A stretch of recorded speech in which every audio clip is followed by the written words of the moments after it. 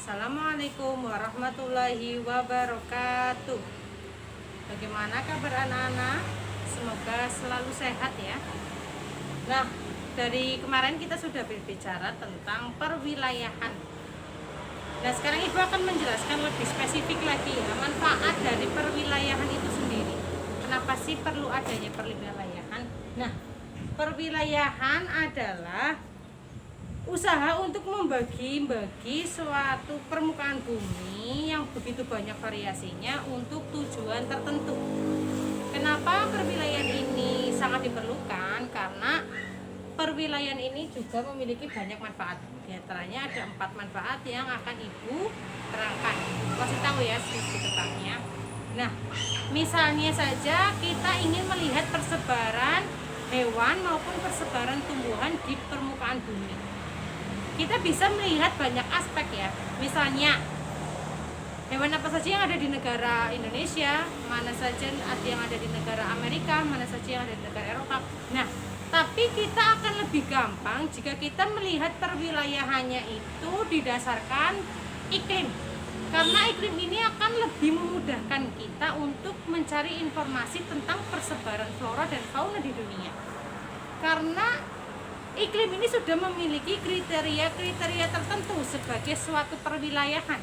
Misalnya adalah wilayah iklim tropis 0 derajat hingga 12 derajat itu kan masuknya dalam iklim tropis ya.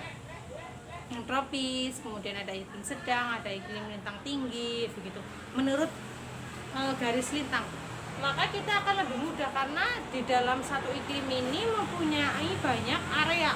Nah, kita bisa mengelompokkan hewan-hewan dan tumbuhan ini berdasarkan dengan iklim tersebut. Nah, apa saja sih manfaat dari perwilayahan itu? Yang pertama adalah memisahkan sesuatu yang berguna dari yang kurang berguna. Misalnya, di situ banyak tersebar gajah, tapi di situ juga ada anjing, di situ juga ada kucing. Tapi kan di situ lebih banyak gajah, maka kita ambil saja yang berguna. Nah, itu misalnya adalah hewan gajah di iklim tersebut. Kemudian ada mengurutkan keanekaragaman permukaan bumi. Seperti tadi klasifikasi iklim berdasarkan lintang yang tinggi, kemudian lintang yang sedang, kemudian lintang rendah. Maka kita sudah bisa tahu keanekaragaman itu berdasarkan urutan lintang atau berdasarkan urutan iklim.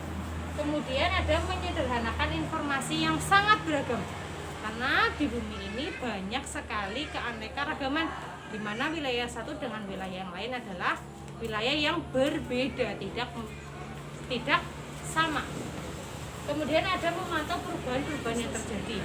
Jadi misalnya ada perubahan iklim, kemudian ada misalnya ada migrasi suatu hewan atau misalnya tumbuhan yang mengalami suksesi, nantinya akan lebih dapat diketahui informasinya karena sudah ada suatu perwilayahan. Oke, sekian dari itu. Wassalamualaikum warahmatullahi wabarakatuh.